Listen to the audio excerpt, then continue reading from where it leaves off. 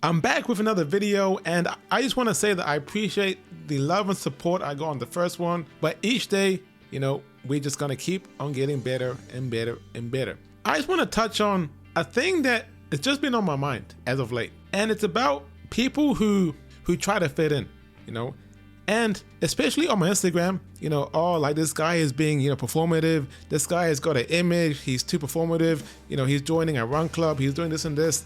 A lot of people will start replying back saying that, how you going to hate on a person for trying, for doing something that he loves, stuff like that. I'm not here to say that it's wrong, to be a part of a group, to be a part of a thing, because if that makes you happy, then that's a good thing. I'm just here to speak on the fact that trying to fit in is not always a good thing. So I'm going to start this off by asking you a question. And I want you to think about your favorite musician. It could be anyone. It could be a person that you just love.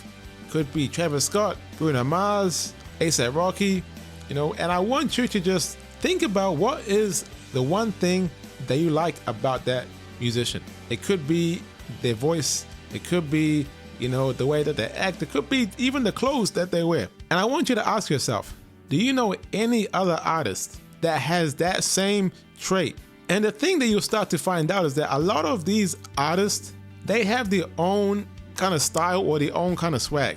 Now, I understand that there's a lot of kind of artists that like to copycat of other people, but a lot of the times they all have their own kind of like unique swag that makes them them. You got Travis Scott, he's got the auto-tune style. Although you can say, hey, but he was inspired by A$AP Rocky in terms of fashion, he was inspired by Kanye. Yeah, at the end of the day, you can be able to recognize Travis Scott on a song just by the auto-tune. The way that he comes on, when you hear that, it's lit. Like it's Travis Scott. When I was young, right, I was very shy. I was introverted. I was very, very shy. And I had a stutter. I was that kid in school like, what? Bro, I had people that used to try to finish off my sentences. A lot of my friends in school, I had like the sporty friends. So they played like your rugby, they played your basketball, they played your football. But I was shy, I was introverted. Like I couldn't dress, I didn't have, I didn't have anything. I wasn't that confident, right? I was not a ladies' man. I was that guy, I was into tech, jailbreaking, my iPod Touch. I was that guy who was into poetry. I used to write a lot of poetry. That did help me get more out of my shell because I was doing a lot of like poetry slams and things like that. But at the same time, I started doing YouTube. There was a time where I remember it was a video from KSI and Joe Sugg. I had no clue what it was to be a content creator, but I was only 16. And I was like, hold on, if this black guy can do it, KSI. I was like, maybe I might try too. And I started doing vlogs. I did the accent challenge, I did the cinnamon challenge, the ice bar. I did a lot of those kind of cringy kind of content. But I started to look back at it, right? And I got clowned. To be fair, it was trash, But at the same time, I was also doing music. I recorded my vocals off an iPod Touch. I put that in GarageBand, and I would just be making some BS, bro. The music was trash, But I was posting those clips to Facebook. I got a lot of hate. People were saying, bro, you can't rap, bro, you should quit, bro, you're trash, bro, your content is ass, bro, the camera that you have is trash. But then again, I kept on posting. Then after a while, I got my job at Macca's, but I was making $80 a week, and I started to resell clothes. So I was buying, Supreme, I started to get the drip, and I noticed is that I started getting a lot more support. Because as you start to notice is that your exterior is a reflection of the interior.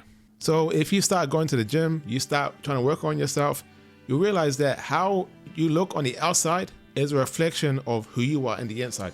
The point I'm trying to make is that as I started to get better and my content was improving, I got a proper camera, I was able to go to the studio and actually record. I started to see, people, they started to shift in terms of the way that I was getting spoken to. Before it was like, bro, you're trash, bro, you're a nerd, you like tech. Now it's like, hey, bro, like I like the content, bro. Keep grinding. Bro, I see the fashion, bro. I seen this and this, bro. Keep on going, bro. I respect it. And now people are playing my songs at parties, at places, bro. I'm performing at a nightclub. And I just was telling myself, I'm like, imagine if I took people's advice back then. Imagine if I was like, stuff all this shit, I'm gonna fit in, I'm gonna be like everyone else, but I'm just gonna be that guy who plays sports like all my friends and just does the same stuff.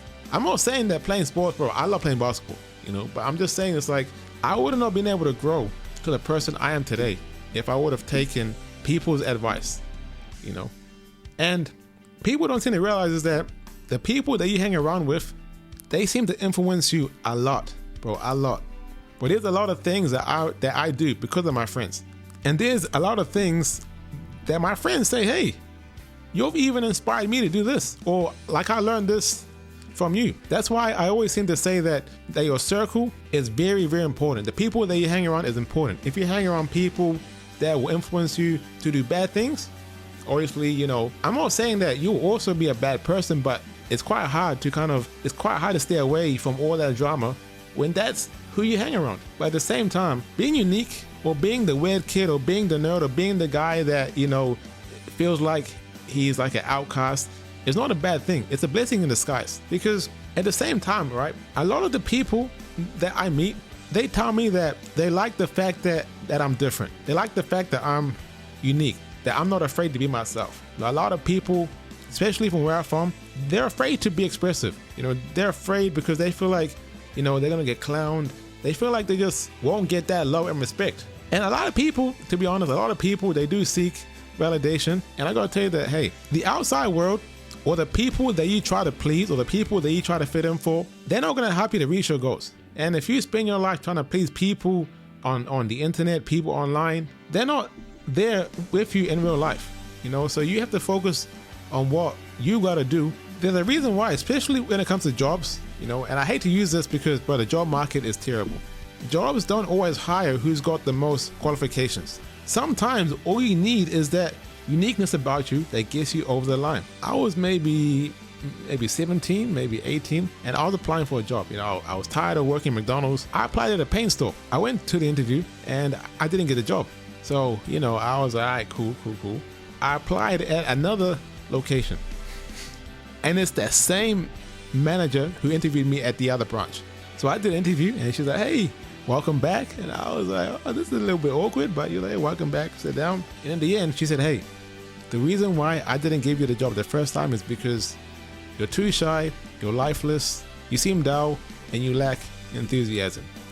And if you're trying to sell paint, you gotta have that, you know, that factor in you that makes you excited, makes you care about the customer, but you seem like you just have no emotions. A lot of interviewers won't tell you this information. And a lot of people were like, oh, you know, this lady was rude. She was, you know, she wasn't a nice person. But I don't see it that way. I see it as she gave me something that a lot of interviewers, a lot of managers, a lot of bosses, they won't tell you. And every day I respect her for that reason.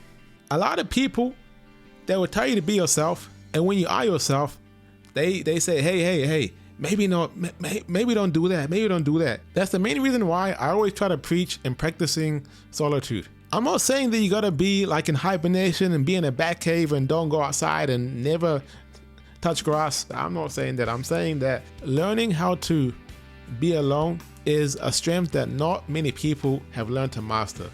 Everyone is chasing that validation. Everyone is chasing that approval. But if you learn to say, hey, I'm comfortable with doing things by myself. I'm comfortable with being able to lock in by myself, being able to chill with myself. You know, a lot of people have that fear of missing out. You know, they have that FOMO.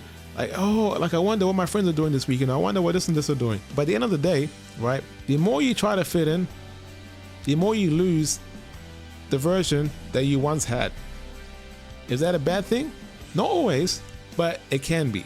So I just wanted to come on here and just make this video. And I just want to say, hey, just be yourself, be yourself, be yourself, be yourself. Okay? You know where you're heading, and you know the path, you know, and you know the way. So just keep going, keep grinding, and just be you. And if you enjoyed the video, subscribe, and hey, yeah, drop a like, and I'll catch you next time.